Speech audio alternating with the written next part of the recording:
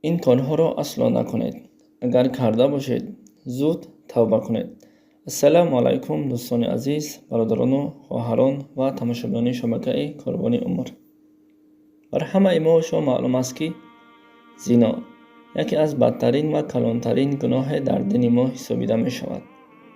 غیر از دین اسلام و در دین یهودی و نصرانیان نیز گناه کلان حسابیده می شود. خداوند ما را به زنا نزدیک شدن را منع کرده است، زیرا که این خیلی راه بدی است که عاقبت ما را به جهنم میبرد. البته به این نگاه نکرده برای زنا کردن هوس میکنیم.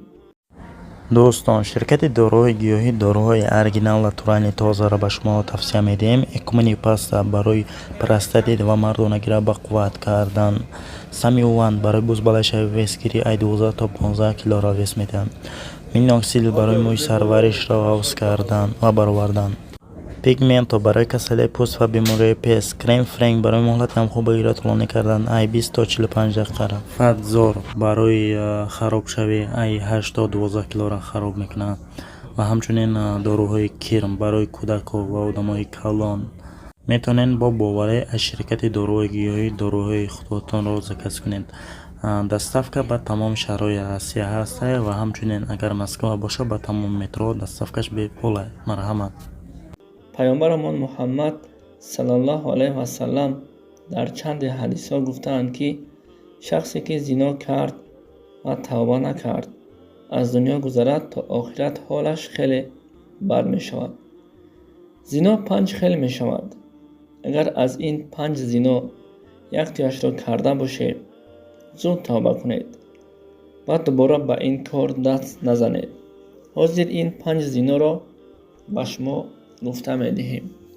یکم، زنای زنی که بر ما نکاح آنها حرام است، مثلا با اپا و خواهر، مادر و خشتمان و زنی که شیر داده باشد. پیامبرمان صلی الله علیه و سلم در حدیث چنین گفتند: شخصی که با مرحمیله زنا کرده باشد به جنت داخل نمی شود. دوم، زنی که شوهرش به جنگ رفته باشد.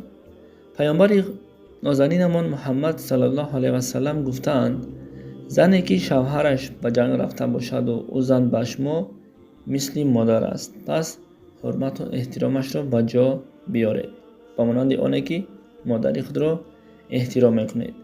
سوم، زنایی که با همسایه می شود. صحابگان میگویند زنا از سوی خداوند و رسولش حرام کرده شد و تا قیامت حرام میماند. شخصانی که اولیدار هستند و باز دست به زنا میزنند. چهارم، پنجمین باشد این زنان جوانهایی هست که حالا اولیدار نشده اند.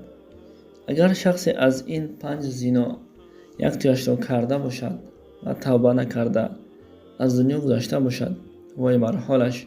پروردگار عاقبت و آخرت هر یک ما را به خیر گرداند و هر گناهی کردیم از ما صادر شد.